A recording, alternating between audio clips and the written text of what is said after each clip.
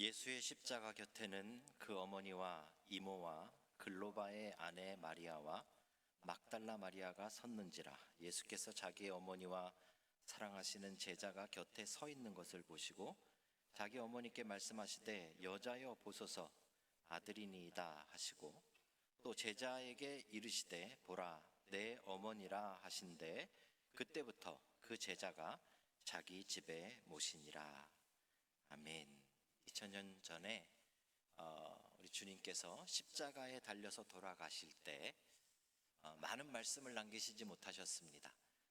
10마디도 안 되는 7마디를 남기셨습니다. 그래서 우리는 십자가 위에서 남기신 7마디의 말씀이라는 뜻으로 가상칠언이라고 부릅니다. 그렇죠? 대부분의 말씀은 인류를 향한 아주 특별한 말씀들입니다. 그렇지 않았겠습니까, 여러분? 이제 십자가에서 우리를 위해 피를 흘려 돌아가시면서 하실 수 있는 말씀이 정해져 있다면, 그렇게 많이 남기지 못하셨다면 한마디 한마디가 아마 굉장한 의미가 있었을 것입니다. 그렇죠? 그런데 오늘 우리가 읽은 이 본문은 그 7마디의 말씀 가운데 세 번째 해당하는 말씀인데요, 이 말씀만큼은 온 인류를 위해서 남긴 것 같이 보여지지 않습니다. 마치 어머니를 남겨두고 아들이 먼저 죽게 되어질 때 아마 예수님도 그것이 마음이 굉장히 아프셨던 것 같습니다. 그래서 자기의 어머니를 자기가 가장 사랑하는 제자에게 잘 돌봐달라고 부탁하시는 말씀이 이 가상칠언의 말씀 가운데 세 번째 말씀입니다. 충분히 이해는 갑니다. 동서양을 막론하고 이 자녀가 먼저 부모보다 죽게 되어진다는 것은 큰 불효입니다. 그런 면에서 예수님께서도 남겨질 어머니가 걱정이 되었을 것이라고 충분히 생각이 되어집니다. 제가 한국에 와 보니까요, 5년 전하고 또 저는 26년 전에 이제 이 서울에서는 지하철이 4호선까지밖에 없을 때 뉴질랜드로 넘어갔는데, 그때에 비하면 지금 한국 사회는 효도라는 말이 거의 없어진 것 같아요. 그렇죠? 우리 어른들은 다 동의하시고 젊은 분들은 다 동의 안 하시겠지만 효도라는 말이 거의 없어진 분위기인 것 같아요. 제가 느끼기에 젊은 사람들은 막 놀고 있고 어른들은 여기 아르바이트 하시더라고요, 다들.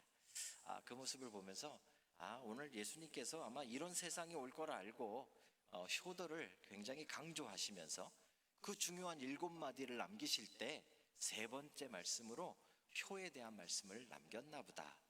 사실 그렇게 생각을 했습니다. 그런데 몇 가지 의심스러운 부분이 있는 말씀입니다. 단순히 효에 대한 이야기로만 우리가 받아들이기에는 몇 가지 의심스러운 부분이 있는데, 첫째, 예수님께서 분명히 십자가에 달려 돌아가시기는 하지만 예수님은 그 당시에 제자들에게도 말씀하신 것처럼 이제 사흘 후면 부활하실 것을 본인이 알고 계셨습니다.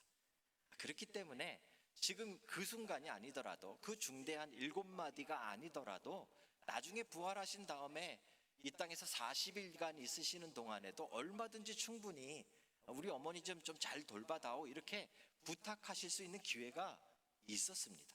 본인도 알고 계셨고. 그런데 굳이 7마디 하셔야 되는 그 상황에서 어머니를 부탁하셨을까? 이 효도에 대한 것일까? 이런 의심이 조금 드는 거죠. 또 하나의 의심은, 사실 예수님에게는 남자 형제들이 4명이나 있었습니다. 그렇죠?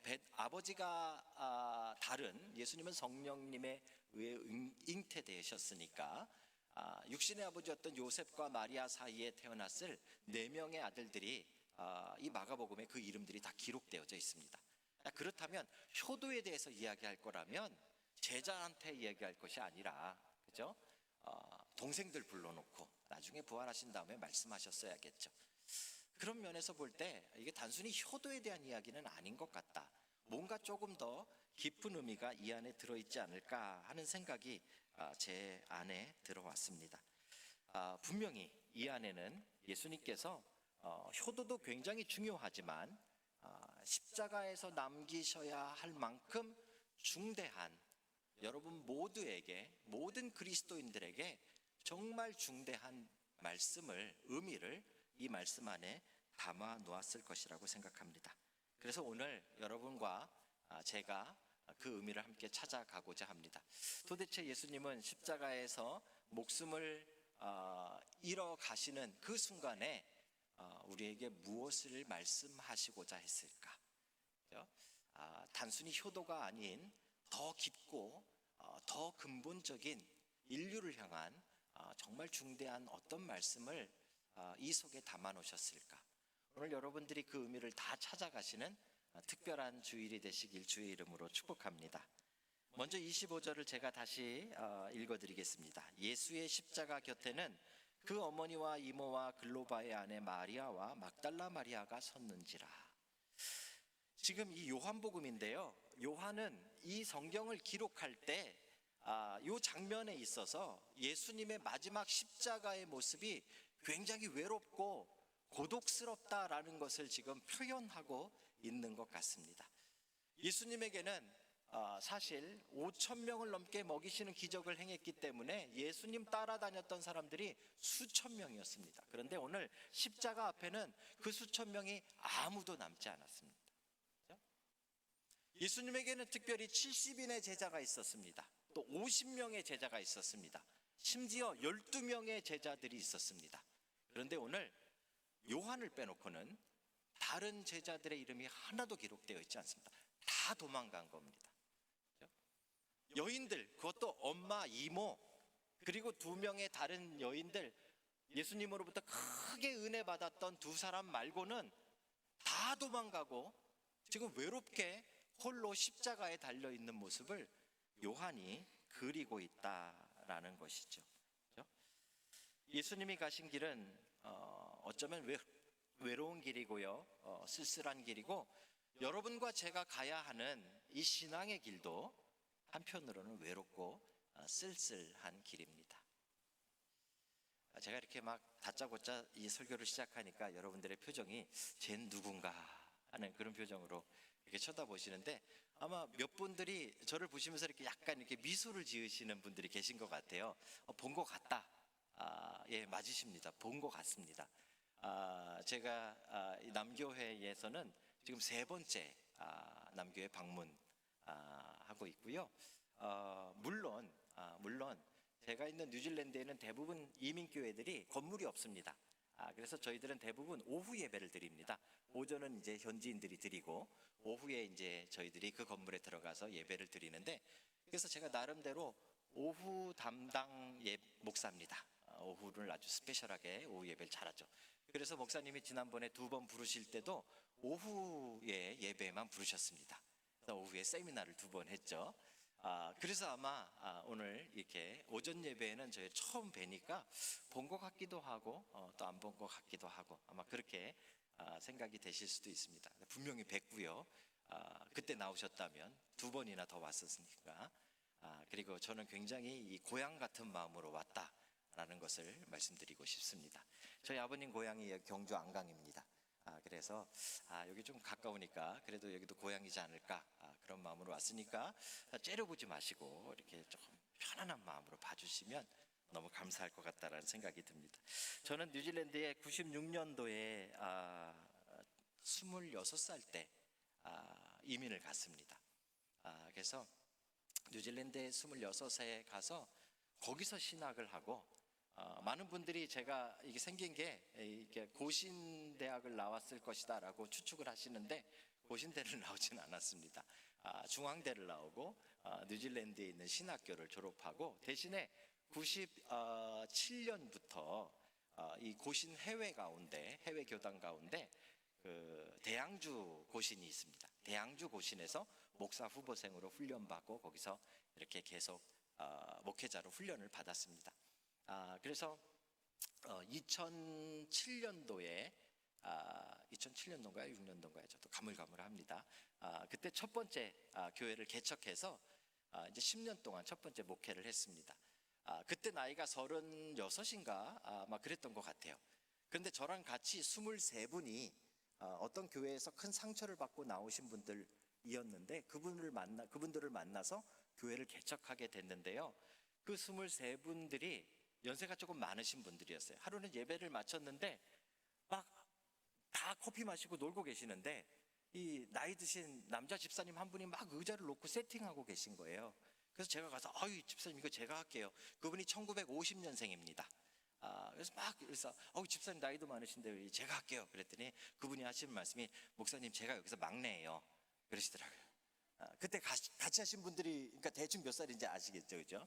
뭐 45년생, 46년생, 9년생 이런 분들하고 같이 처음 목회를 시작한 거죠. 시작을 하다 보니까 거의 제가 아들뻘이잖아요. 그리고 이분들에겐 큰 상처가 있었는데 어떤 한 교회에 이렇게 함께 다 다니시다가 이렇게 쫓겨나서 나오셨어요. 그래서 이분들의 마음속에는 목사에게 쫓겨났다라는 상처가 있으셨어요. 그래서 제가 기도하다가 어떻게 하면 이분들과 함께 정말 힘을 합쳐서 교회를 잘 세울 수 있을까 기도하다가 하나님이 지혜를 주셨는데 두 가지를 제가 약속을 하고 교회를 시작하게 됐어요. 하나는 3년마다 목사에게 쫓겨났다고 생각하시지 말고 목사를 쫓아낼 수 있는 기회를 드리겠습니다. 그래서 3년마다 제시님 투표를 하십시오. 그래서 이제 집사님 너무 좋아하시더라고요. 3년마다 본인들이 마음에 안 들면 저를 쫓아낼 수 있으니까 투표해서 3년마다 그걸 했고요. 그 다음에 10년이 되면 안 쫓아내도 제가 나가는 걸로. 그래서 10년이 되면 제가 분리 개척을 하고 부교육자를 잘 키워서 이렇게 교회를 이렇게 이어갈 수 있게 그렇게 하겠습니다. 다들 좋아하시더라고요. 그렇게 이제 두 가지 약속하고 교회를 열심히 했습니다. 그래서 교회가 생각보다 너무 잘 성장했어요. 그래서 이민교회에는 숫자가 조금 여기랑 계산 방법이 조금 다른데요. 이민교회에서 한 180명 정도 모였으니까 뉴질랜드에서 굉장히 크게 나름대로 그렇게 안 보이시겠지만 성공한 목사처럼 되었었어요. 그런데 시간이 너무 빨리 가는 거예요. 그래서 10년이 된 거죠. 그래서 이제 약속은 했으니까 이제 나가서 개척은 하고 이제 다음 목사님을 후임을 이제 모셔와야겠다 그런 생각을 하고 이제 제가 이제 10년 됐으니까 그만하겠습니다 하고 장로님들과 이제 이야기를 했습니다. 장로님들이랑 뭐 집사님들이랑 청년들 난리가 났죠. 목사님 그러시면 안 됩니다. 예배 마치면 막 다 들어눕고 우리를 밟고 가십시오. 막 이렇게 될 줄 알았어요. 이럴 줄 알았어. 그런 분이 한 분도 안 계신 거예요. 그런 분들이 한 분도 안 계시고 다들 가면 가나 보다. 조금 섭섭해는 하시더라고요. 섭섭해는. 꼭 가셔야겠습니까? 뭐 안 가도 되지 않겠습니까? 이런 분들은 계셨지만 뭐 들어눕고 뭐 이런 게 없으시더라고요. 그래서 이건 가야 되는 건가 보다 해가지고 저는 할 수 없이 이제 두 번째 개척을 하기로 결심을 했습니다. 두 번째 개척은 오클랜드라는 곳에서 저희가 살고 있었는데 대부분 뉴질랜드의 한국인들은 오클랜드에 있습니다. 오클랜드에 한국인들만 2만 5천 명이 살고 있습니다. 그리고 교회가 100개가 넘죠. 거기에 또 하나의 한인교회를 세우는 것이 별로 이렇게 좋지 않지 않을까 하는 생각이 들었습니다. 그래서 지방으로 가자. 이 교회에 제가 섬기던 교회에 누를 끼치지 말고 먼 데로 가자. 그래서 차를 타고 한 10시간 정도 떨어지는 웰링턴이라는 곳으로 가기로 제 아내와 기도해서 결정을 했습니다. 웰링턴은 여러분들이 놀라시겠지만 뉴질랜드의 수도는 오클랜드가 아닙니다. 따라해 보십시오. 웰링턴. 이게 뉴질랜드의 수도입니다. 물론 이 오클랜드는 한 200만 정도가 넘고요. 이 인구수가 웰링턴은 한 45만 정도 됩니다. 그러니까 김해 정도 되는 것 같아요. 제가 대충 보니까 그 정도로 작은 도시고요. 한인들은 몇 명이게요? 저희들이 내려갈 때 한 800명 정도 얘기했습니다. 그런데 그럼에도 불구하고 청년들이 교회에 갈 곳이 없다. 한인교회가 3개나 있는데도 교회에 정착을 못하겠다라는 소문을 제가 듣고 웰링턴으로 제가 내려가야겠다라는 마음을 먹었습니다. 그리고 선배 목사님들과 이제 상의를 해야 되잖아요. 그래서 상의를 했습니다. 두 분하고 상의를 했는데 한 분이 이분이고 또 한 분은 여기 아마 오셨을 텐데 나무택 목사님이라고 제가 부교육자로 사역했던 저희 예전 담임 목사님이셨던 그 나무택 목사님입니다. 제가 두 분에게 다 말씀을 드렸죠. 제가 웰링턴으로 이렇게 개척을 하러 내려가야 될 것 같습니다. 목사님들이 난리가 났죠. 강 목사 가면 우리 오클랜드 심심하다. 강 목사 가지 마라. 우리랑 같이 있자. 이럴 줄 알았어요. 예상이 하나도 안 맞더라고요. 목회하다 보면, 그죠? 이럴 줄 알았는데 두 분 다 흔쾌히 그래, 가면 열심히 잘해봐라, 뭐 이런 분위기인 거죠. 그래서 이것도 가야 되나 보다. 여러분, 목회의 길이 외롭습니다. 외롭습니다. 그래서 이제 내려가야 되나 보다라고 이제 두 분이 이렇게 지원을 해주시고 기도해 주시고 해서 내려가기로 마음을 먹었습니다. 저희 가족이요, 아이들이 4명이고 지금 83세 되신 저희 어머니까지, 저희 식구가 총 7명입니다. 그런데 이제 그때 큰애는 대학교 1학년 막 들어갈 때였고요. 둘째가 고3, 셋째가 고2, 그다음에 넷째가 중학교 이제 들어가야 되는 상황. 이럴 때 도시를 옮긴다는 것은요, 그냥 부모도 아니에요, 그죠? 이런 나쁜 부모가 어디 있습니까? 그럼에도 불구하고 뭐 사역이니 사명이니 하나님의 부르심이니 막 그러면서 이제 온 식구들을 데리고 웰링턴으로 제가 내려가려고 이제 계획을 짜고 준비를 하기 시작했습니다. 그런데 하나님 앞에 헌신하니까요, 하나님 길을 열어주시더라고요. 그래서 누가 아멘 하시네요. 예, 하나님 길을 열어주실 겁니다. 예. 그랬더니요, 이제 노회에서, 우리 뉴질랜드 노회에서 우리 목사님도 소속되어 있고, 목사님도 이제 거기서 한참 열심히 이제 일을 하셨는데, 개척위원회라는 거를 그 10년 전부터 만들어서 이제 크라이처치, 제가 가려고 하는 웰링턴, 그 다음에 또 타우랑가라는 3곳을 놓고 교회를 개척하려고 돈도 모으고 기도하면서 10년 동안 준비하고 있었어요. 그런데 제가 이제 거기에 웰링턴으로 신청을 하니까 간다는 사람은 없고, 뭐 보내긴 싫어도 어떡하겠어요, 간다는데. 그러니까 제가 이제 웰링턴으로 내려가는 것처럼 이렇게 된 거죠, 그죠? 그런 길이 하나 열렸고요. 또 하나는 고신 총회에서 새로 되신 총회장님이 자기는 갑자기 해외에 무슨 교회를 개척하는 게 꿈이래요.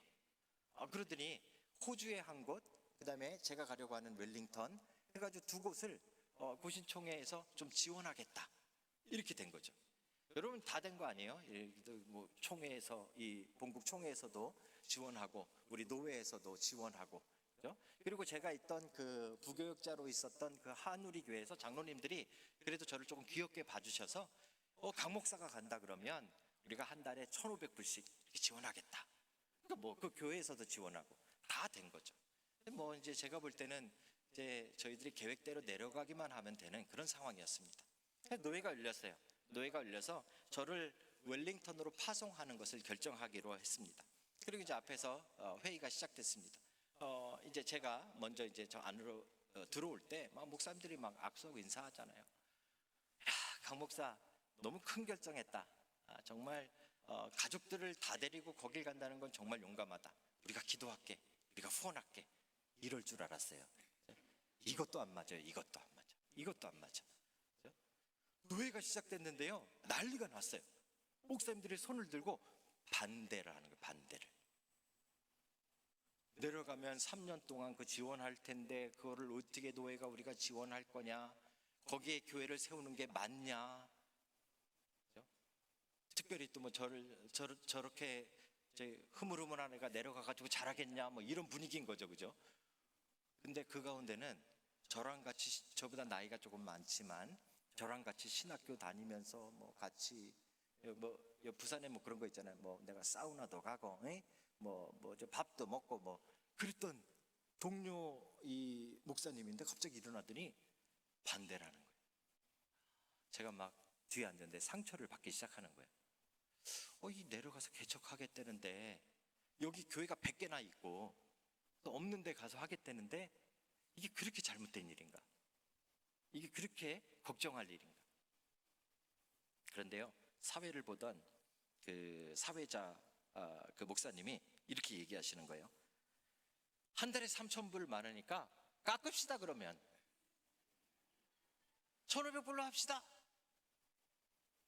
그런데 제가 앉아있는데 콩나물 사나? 이런 생각이 드는 거예요. 제가 더 이상 못 앉아 있겠는 거예요, 뒤에. 여러분 죄송합니다. 이거 뭐 방송에 나가나요? 뭐 어떨지 모르겠지만 세상에 제일 의리 없는 단체가 목사가 아닌가 이런 생각을. 야, 그렇게 하나님 나라를 같이 세우자고 뭐 으쌰으쌰 하고 막 이랬던 목사님인데 돈 3,000불 앞에서 다들 벌벌 떨고 있는 거예요. 그 제가 볼 때는 이미 아까 말씀드렸잖아요. 다 이게 없는 거면은 제가 말을 안 하는데 이미 다 준비가 돼 있거든요. 얘기가 다 된 상태거든요. 그런데 반대로 여러분, 저는요 그 예수님께서 십자가에 달렸을 때 얼마나 외로우셨을까. 밑을 내려다 봤는데 여기 그 5,000명 다 어디 간 거야? 여기 12제자는 다 어디 간 거예요? 뭐 예수님 뭐 사랑해요 죽어요 뭐 어쩌고 저쩌고 그 사람들 다 어디 간 거예요? 심지어 병 고침 받았던 사람들은 다 어디 간 거예요? 예루살렘 들어올 때 호산나 호산나 외치면서 자기 옷들까지 벗어서 나귀 앞에 깔았던 그 사람들은 다 어디 간 거예요? 요한이 그리고 있는 이 예수님의 마지막 모습은요 정말 고독한 모습입니다. 예수님은 우리를 구원하기 위해 십자가에 달려서 피를 흘리며 이제 죽어가는 순간에 밑을 내려다 봤더니 밑에는 엄마, 이모, 그리고 뭐 마리아 2명, 그리고 제자 1명. 어떻게 보면 여러분이 이 땅을 하나님의 자녀로 살아간다는 것은 어쩌면 우리가 예수님처럼 그 우리의 십자가를 지고 가는 길이잖아요. 근데 그 길이 외로운 길이라는 거예요. 우리 어르신들만 연세가 드셔서 점점 외로워지시는 게 아니라 그리스도인 자체가 어떻게 보면 영적인 고립, 영적인 쓸쓸함, 영적인 고독, 영적인 외로움 이런 게 우리 안에 있는 거죠. 예수님이 직접 오늘 본문에서 우리에게 보여주고 있는 것입니다. 예수께서 자기의 어머니와 사랑하시는 제자가 곁에 서 있는 것을 보시고 자기 어머니께 말씀하시되 여자여 보소서 아들이니이다 하시고, 제가 이제 그 우여곡절 끝에 노예에서 결정이 나서 이제 내려가기를 결정을 하고 사역하던 10년 동안 사역했던 교회에 새로운 목사님을 청빙하기 위해서 막 준비를 시작했어요. 그런데 저희 큰딸이 아까 대학교 1학년이라 그랬잖아요. 제 큰딸이 들어간 대학이 내려가려고 했던 웰링턴 바로 옆에 파머스턴 노스라는 이름 안 외우셔도 됩니다. 그냥 긴 이름의 어떤 도시, 거기에 메시 대학이라는 대학이 있어요. 제가 축산과를 나왔는데요, 축산으로는 굉장히 유명한 대학입니다. 거기에 수의과에 합격을 했어요. 그래서 1학기는 오클랜드에서 하고 2학기 때 이제 내려가야 되는 그런 상황입니다. 그래서 이제 그걸 준비하면서 제 딸을 이제 그래도 내려가면 조금 더 가까워지니까 그거 하나 감사하더라고요. 그래서 그 딸의 그 기숙사가 안 되어져서 이제 그 자취방을 얻어주기 위해서 그 파머스턴 노스라는 데를 내려가야 되는 상황이 됐어요. 그런데 어떻게 소문을 들었는지 파머스턴 노스에 살고 있었던 어떤 젊은 부부 중에 그 아내가, 와이프가, 자매가 저한테 전화를 했습니다. 목사님, 저예요. 누군가 하면 제가 10년 동안 목회를 할 때 저희 교회에서 찬양 인도를 하던 자매예요. 그 자매가 한국에 있는 형제를 만나서 제가 주례보고 그다음에 가정을 꾸리고요, 그다음에 거기에 내려가서 그 초밥집을 운영하고 있었는데 잘 되고 있었나 봐요. 목사님, 웰링턴 오신다면서요? 그리고 전화가 온 거예요. 웰링턴도 웰링턴인데 내가 우리 딸 기숙사를 얻어야 돼서 파머스턴 노스를 한번 가야겠네. 그랬더니 무조건 우리 집에 오세요. 아이, 애기들도 있는데 불편하니까 우리가 따로 묵을게. 아니요, 안 오시면 너무 섭섭해요. 꼭 우리 집에 오세요. 하도 성화를 해서 그 집에 갔어요. 그래서 그 집에서 하루를 자고 다음날 아침에 그 집 신랑은 일하러 나가고, 그 다음에 저희 딸은 방구하러 나가고, 저는 이제 늦게 일어나가지고 이제 씻고 일어났더니 이 주방에다가 자, 아직도 기억나요. 제가 평생 받아본 아침 중에 제일 감동스러운 아침. 이 베이글이라는 빵에다가 크림치즈 얹어가지고 커피 한 잔에 이렇게 올려놨어요. 그리고 애들 둘은 막 이렇게 뛰어댕기고 막 이러고 있고, 뭐 애들 보면서 정신없이 제 아침상을 차려놓은 거예요. 그래서 아침을 먹으면서 둘이 이야기했어요. 그랬더니 장사도 잘 되고, 그래서 부모님이 계시는데 그 부모님도 저희 교회 초창기 멤버, 창립 준비위원장을 하셨던 분이에요. 그 부모님도 모시고 내려올 거래요. 그리고 이제 초밥집이 너무 잘 되고 있어서 여기 이제 정착을 할 거래요. 그런데 목사님 다 좋은데 이 파머슨 노스에서 교회를 못 정하겠어요. 목사님 웰링턴에 개척하시면 제가 1호 성도 할게요. 1호 성도. 여러분들은 지금 뭐 그러려니 이러지만요, 지금 저 웰링턴에 아는 사람도 없고 지금 아직 개척도 안 한 상황인데, 이제 노회에서 결정 정도만 되어 있고 제 마음만 확정되어 있는데, 교회를 시작하기 전에 벌써 1호 성도가 생긴 거예요. 1호 성도 가정. 그럼 2시간 걸려요. 그래서 너무 감동스러운 거예요. 제가 올라와가지고 제 아내한테 얘기했어요. 근데 제 아내도 너무 감사하죠. 그런데 2시간이나 걸리는데 얼마나 나올 수 있을까? 하지만 그 마음은 참 고맙네 이러더라고요. 그죠? 그래서 저는 벌써 이런 사람입니다. 제가 개척하기 전에 수개월 전에 성도부터 등록받은 사람이에요. 제 1호 성도 등록. 그리고 2주가 지났어요. 2주가 지났는데 그 자매 아버지가 거기 내려가셔서, 파머슨 노스 내려가셔서 저한테 전화를 하신 거예요. 전화를 하셔서 제가 이제 전화를 받고, 집사님 벌써 잘 내려가셨어요? 어떻게 잘 지내고 계시죠? 한참 얘기를 했는데 답이 없으세요. 조금 있더니, 목사님 우리 딸이 엊그저께 쓰러졌는데 의식을 잃었어요. 그 지금 중환자실에 들어갔는데 며칠 돼 깨어나질 않아요. 이거 어떻게 하면 좋아요? 뇌수막염이래요. 뇌수막염으로 자매가 쓰러졌는데, 1호 성도 그 자매요. 1호 성도가 쓰러졌는데 의식이 없대요. 제 아내랑 뭐 하나님이 어떻게 이루실 수가 있는가? 개척하기 전에 1호 성도부터 주셨다고 좋아했는데 1호 성도가 지금 의식불명이라는 게 말이 되나? 비행기표를 알아보니까 뭐 구하기도 힘들고 너무 비싸고, 야간 버스를 타고 10시간 내려갔어요. 제 부부가 새벽에 도착해서 맥도날드 가가지고 뭐 세수하고 양치질하고, 그리고 병원으로 달려갔어요. 중환자실에 있으니까 아무나 이렇게 안 들여보내잖아요. 목사라 그러니까, 목사라고 오클랜드에서 내려왔다 그러니까 간호사가 특별히 저희를 그 부모님들이랑 같이 그 중환자실에 넣어주더라고요. 그래서 들어갔어요.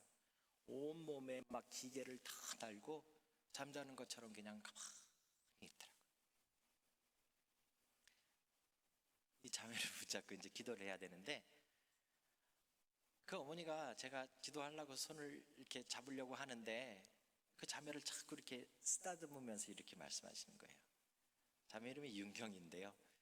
윤경아, 네가 제일 좋아하는 목사님 맞잖아. 네가 제일 좋아하는 목사님. 눈 좀 떠봐. 네가 제일 좋아하는 목사님이라는 말을 듣는데 막 마음이 막 메어지는 거예요. 하나님 어떻게든 살려주세요.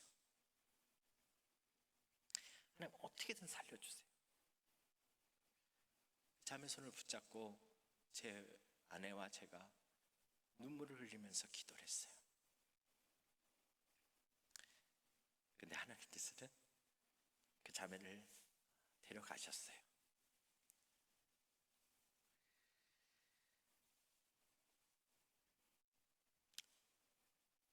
개척하기 전에 1호 성도를 벌써 등록을 받았는데,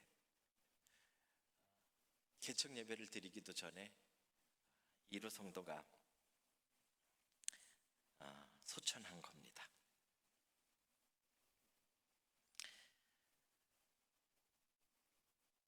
어떻게 보면 목회의 길은 참 외로운 것 같아요. 그렇죠? 그래도 가야 하니까 저희는 그렇게 해서 예정대로 결국은 성도가 하나도 없는 상태에서 웰링턴으로 내려가게 되었습니다.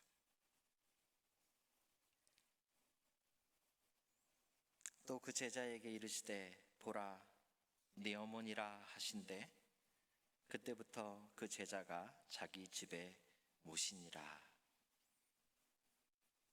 웰링턴에 내려가서 2월 달에 내려갔는데요. 한 달 동안 하나님 앞에 기도하면서 하나님 어떻게 시작해야 될까요? 준비된 것도 없고 장소가 있는 것도 아니고 짐은 트럭에다가 잔뜩 싣고 오클랜드 다 정리하고 트럭을 몰고 내려왔어요. 내려오면서 저희들이 그 페이스북이라는 그 SNS에다가 사진을 찍어서 내려오는 과정을 다 이렇게 글을 계속 올렸어요. 광고할 수 있는 방법이 다른 게 없으니까요. 그리고 웰링턴에서 한 달 동안을 기도하면서 거기에 있는 현지인들 교회를 다니면서 개척을 준비하는 거죠. 이쪽의 분위기는 어떤가 하면서. 그런데 또 전화가 왔어요. 한 나이가 많으신 권사님이 54년생이세요. 권사님이 전화를 하셨는데 목사님 저희 부부를 좀 한번 만나실래요? 이렇게 연락이 왔어요. 예, 좋죠. 만났어요. 남편 되시는 장로님은 한 교회에서 30년 동안 장로님으로 심우하시고 뉴질랜드에서 제일 오래된 교회예요. 그리고 은퇴하신 다음에 나오셔서 현지인 교회를 부부가 이제 다니고 계신 거예요. 그런데 이제 남편 되시는 장로님 연세가 조금 더 많으세요. 45년생이세요. 근데 이 장로님이랑 권사님이 자꾸 영어로 이렇게 예배를 드리다 보니까 좀 이렇게 마음에 갈급함이 있으셨나 봐요. 그런데 어디서 오클랜드에서 이상한 목사가 내려온다고 하니까 관심이 좀 있으셨던 것 같아요. 그리고 제가 올려놓은 글들을 좀 보시면서 또 아는 분들에게 이렇게 소문을 좀 들으면서 저를 이렇게 만나고자 하신 거죠. 같이 이렇게 식사를 했어요. 그런데 마지막에 이렇게 말씀하시더라고요. 목사님 우리 부부가 이제 너무 많이 나이가 많아서 목사님 목회에 도움이 될지는 잘 모르겠습니다. 그런데 혹시 목사님 괜찮으시면 우리가 목사님하고 함께 시작을 하면 어떨까요? 너무 감사하죠. 너무 감사하죠. 하나님이 1호 성도를 다시 채워주신 거예요. 그렇죠? 그래서 진짜로 그 장로님, 권사님이 저희 교회의 1호 성도가 됐어요. 1호 성도가. 그래서 개척 전에 드디어 1호 성도가 채워진 거죠. 근데 놀라운 사실은요, 그렇게 해서 개척 예배를 드리는데 소문만 듣고 몇 명이 왔는지 아세요? 40명이 모였어요. 제가 이런 사람입니다. 그 얼마나 감사한지요. 그냥 커뮤니티 이렇게 그냥 여기로 뭐 복지관 같은데 2시간 빌려가지고 예배를 드렸는데 사람들이 그만큼 갈급했던 것 같아요. 그래가지고 그분들과 함께 이제 물론 이제 잠깐 구경 오신 분들도 계시지만 한 30명 넘게 같이 교회가 시작이 된 거예요. 그래서 웰링턴에서 드디어 저희가 4번째 교회인데요. 이제 막 시작이 됐어요.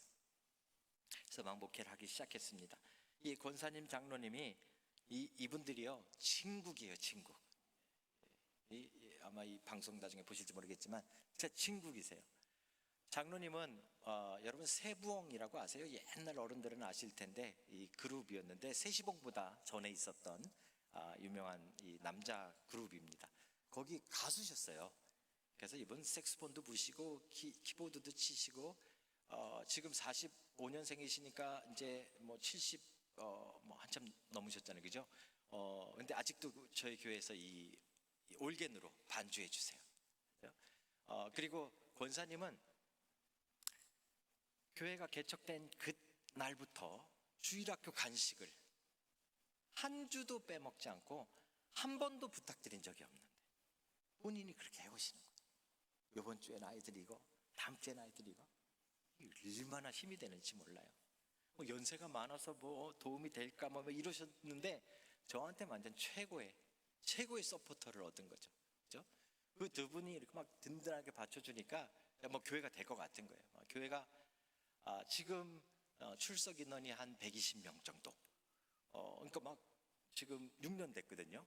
막 날마다 교회가 막 성장하고 청년들이 막 오고 너무 신나는 거죠. 근데 권사님이 암이 걸리셨어요. 권사님이 암이 걸리셨어요. 모르셨어요. 배가 너무 아프시다고 했더니 대장암인데 말기래요. 그래서 항암 치료를 받으면 2년 사시고 안 받으면 1년 사신대요. 어떻게 1년이라도 더 살고, 그죠? 할 수 있는 거 다 해봐야죠. 그래서 이제 항암 치료를 받기 시작하고, 저도 매주일마다 원사님 댁에 찾아가서 함께 예배하고 기도하고, 하나님 살려주세요, 살려주세요. 1차 항암 치료를 잘 받으셨어요. 그리고 이제 2차 항암 치료를 받으려고 대기하는 중인데, 그날이 송구영신 예배였어요. 그런데 그날 아침에 연락이 온 거예요. 이 권사님이 이 침을 삼킬 수가 없으시대요. 물도 못 삼키고 이 목 쪽에 마비가 오신 거예요. 이 권사님 얼마나 대단하셨는가 하면요, 항암 치료를 받으시면서도 뭐 송구영신 예배든 뭐 성탄절 예배든 항상 앉아 계시면 너무 힘드니까 저 뒤에, 제가 설교할 때 저 뒤에 서 계세요. 저는 그 모습 보면서 얼마나 힘을 얻는지 몰라요. 요즘 요즘 젊은 사람들 뭐 뻑하면은 그냥 뭐 온라인으로 때운다 뭐 이러고 있는데, 그 권사님 정말 막 목숨처럼 예배. 나중에는 거동이 안 돼서 병원에 있을 때는 온라인으로 한 번도 빠지신 적이 없어요. 그런데 1월이었는데요. 그렇게 송구영신 예배 드릴 때 한 번도 송구영신 예배를 빠진 적이 없는데, 입원하시고 그리고 몇 주 뒤에 그 호스피스라고 해서 이제 돌아가실 상황이 되는 분들, 죽음을 기다리는 그런 병원으로 옮기게 됐어요. 저 얼마나 실망했겠어요, 그죠? 하나님은 왜 1호 성도라고 주실 때마다 제 마음을 그렇게 감동시켜 놓으시고 그렇게 데려가시는가? 그날 주일날 아침이었는데, 이제 성찬식도 대부분 권사님이 준비해 주셨는데, 권사님이 이제 호스피스에 계시니까 제가 준비하는 거예요. 아침에 제 성찬식 식빵을 이렇게 자르고 있는데 너무 화가 나는, 막 속에서 막 뭐가 올라오는 거예요. 그런데 제 마음속에 이런 고집이 생긴 거예요. 오늘 주일 예배에 성찬식이 있는데 우리 권사님은 여태까지 한 번도 성찬식에 빠진 적이 없는데 오늘 못 하시잖아요. 하나님 이거 어떻게 할 거예요? 하나님 이거 어떻게 하실 거예요? 제가 하나님 앞에 막 고집을 부렸어요. 하나님, 제가 예배 드리러 가기 전에, 우리 뭐 아까 말씀드렸듯이 다행히 저희는 다 오후 예배잖아요. 그러니까 오전에 시간이 있으니까 교회 가기 전에 호스피스 들려서 권사님이랑 성찬식 할게요. 모르겠습니다. 나중에 이게 신학적으로 맞는지 안 맞는지 잘 모르겠고, 하여튼 하나님 앞에 막 우겼어요. 그리고 성찬식 준비를 다 해서 거기서 빵 3-4조각을 떼서 따로, 이 포도주를 또 따로 권사님이랑 같이 할 성찬식을 따로 쌌어요. 그리고 아침에 남편 되시는 장로님한테 전화했어요. 장로님, 성찬식을 하십시오. 코로나 기간이어서 아무나 못 들어간대요. 그래서 제 아내도 들어가지도 못하고 차에서 기다리고, 저 한 사람 들어가고, 장로님은 이제 남편이니까 가족이니까 들어가고, 그래도 성찬식 하려면 장로님 있으셔야 되잖아요. 성 도우셔야 되니까. 장로님, 저, 그리고 당사자 권사님, 침도 못 삼키시는, 얼음도 못 삼키시는 호스피스에서 성찬식을 했습니다.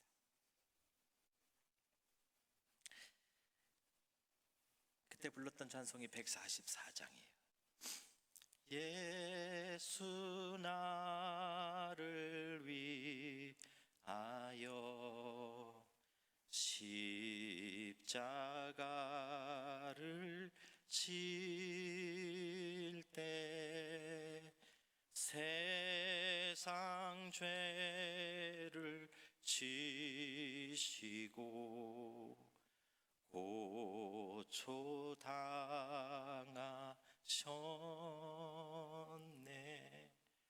찬송을 부르는데요, 목이 메가지고 못 부르겠는 거예요.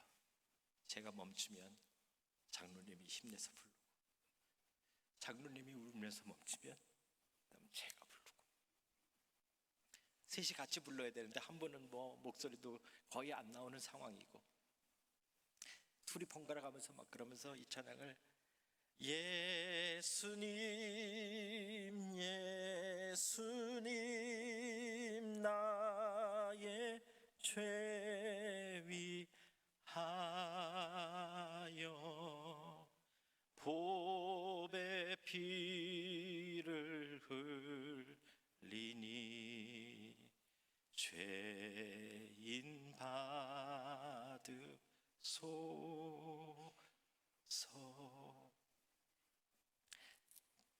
떡을 뗐는데요, 물도 못 삼키시는데 어떻게 성찬을 하시겠어요?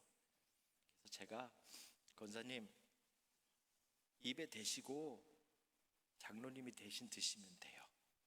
아니래요. 본인 먹겠대요. 그 떡을 떼서 입에 넣었는데 몇 번간을 계속 입에서 녹이시는. 그러더니 그 떡을 삼키셨어요. 찬도 권사님 이거 지금 뭐 이 호수로 물을 배에다 넣고 있는 상황인데 이거 못 드시니까 입에만 댈게요. 아니래요. 그 잔도 받으셨어요.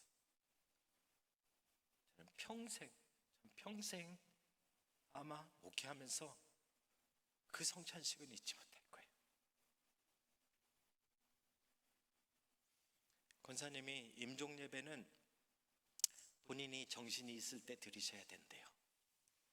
그래서 며칠 뒤에 임종 예배를 드리기 위해 그 가족들과 저희 부부가 함께 모였습니다. 그리고 하나님 앞에 예배했어요.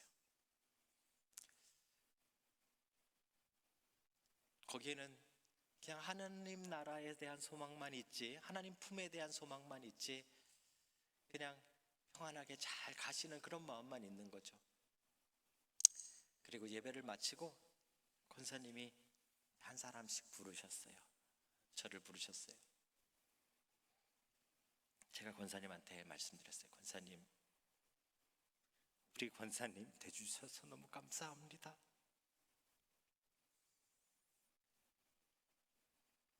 권사님 저한테 그러시더라고요. 우리 이 장로를 잘 부탁합니다. 제 아내도 나중에 물어보니까 똑같은 이야기 했대요. 권사님, 우리 권사님 돼주셔서 감사합니다.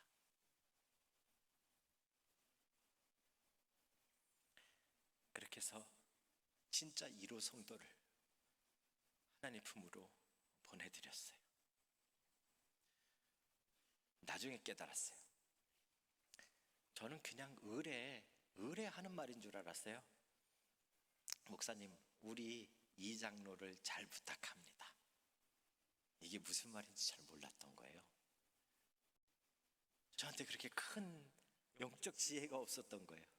그런데요, 오늘 본문을 보니까 이게 무슨 말인지가 깨달아지는 거예요. 예수님이 십자가에 달리셔서 7마디밖에 못 하셨는데 그 중에 3번째 하신 말씀이 여자여 보소서 아들이니이다.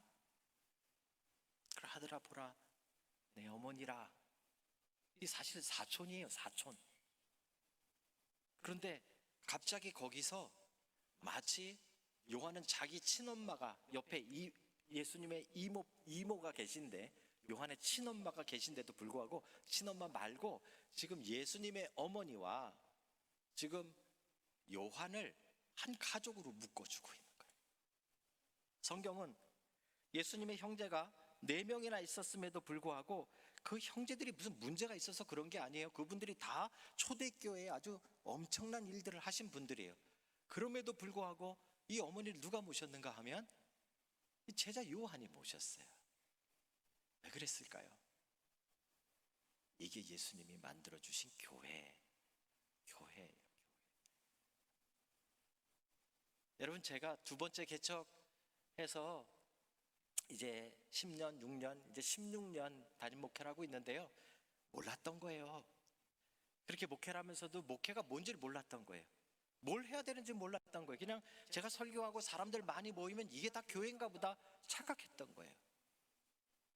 교회는 그게 아니라요, 예수님께서 만드신 교회는 새로운 가족이 되는 거예요. 가족. 권사님 장례식 때 웰링턴에 있는 한인들이 거의 다 왔어요. 다 예배당이 꽉 차가지고 밑에 막 방송까지 해가면서 장례식을 했어요. 그렇죠?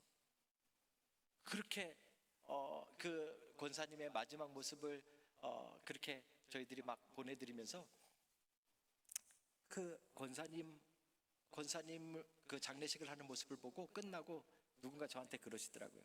뭐 엄마가 돌아가신 것도 아니고 제가 왜 그렇게 운이에요? 우리 엄마가 돌아가신 것도 아닌데 왜 그렇게 운이에요? 근데 교회는 우리 엄마인 거예요. 교회는 아들인 거예요. 교회는 내 형제인 거예요. 말로만 형제 자매가 아니라 진짜 가족이 되는 거예요. 저에게도 83세 노모가 계십니다. 제가 만약에 무슨 일이 생기게 되면 그 어머니 누구한테 맡기고 갈 것 같습니까? 저희 형님밖에 없습니다. 왜요? 가족이니까. 그런데 교회가 바로 그런 거예요. 교회가. 그렇죠? 여러분, 서로에게 어떤 관계이십니까? 부산 남교회 지금 잘 자라가고 있는데 우리 어른들도 계시고 젊은이들도 있고, 그렇죠? 여러분들이 지금 매주마다 모여서 함께 예배하면서 교회를 세워가고 있는데, 교회를 세워간다는 게 도대체 무엇입니까? 예수님이 십자가에서 보여주신 거예요. 교회를 세워간다는 건 진짜 가족이 되는 거예요. 가족이. 옆에 있는 분을 여러분이 책임지시는 거예요. 우리 권사님을 여러분들이 끝까지 책임지는 거예요. 우리 장로님을 여러분들이 끝까지 책임지는 거예요. 우리 집사님을 여러분들이 끝까지 책임지는 거예요. 우리 주일학교 학생을 여러분들이 끝까지 책임지는 거예요. 인터넷으로 대충 보고 방송으로 대충 보고 절대로 예수님이 만드신 교회가 될 수 없습니다. 죄송합니다. 지금 뭐 막 세대가 막 바뀌어가는데 구닥다리 같은 이야기해서 죄송합니다만, 예수님은 십자가에서 자기의 눈으로 보시고 어머니 아들입니다. 웃어서 내 어머니다.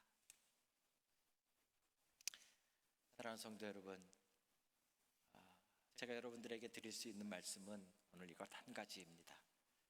우리 남교회가 진짜 가족을 세우는, 가족이 되어지는, 영적인 가족이 되는 그런 교회가 되기를 주님의 이름으로 축복합니다. 그렇게 세워져가는 여러분들이 다 되시길 주의 이름으로 축복합니다. 교회가 있어서 마음이 든든하고, 나이가 들어도 교회가 있어서 너무 편하고, 그렇죠? 교회가 있어서 너무 기쁘고, 교회가 있어서 너무 든든하고, 우리 교회 공동체가 있어서 나는 너무 힘이 나고 살만 나는 그런 가족 교회가 여러분들이 다 되시길, 그리고 숫자가 많아지더라도 그 마음이 결코 변하지 않는 그런 교회가 되시길 주의 이름으로 축복합니다. 기도하시겠습니다.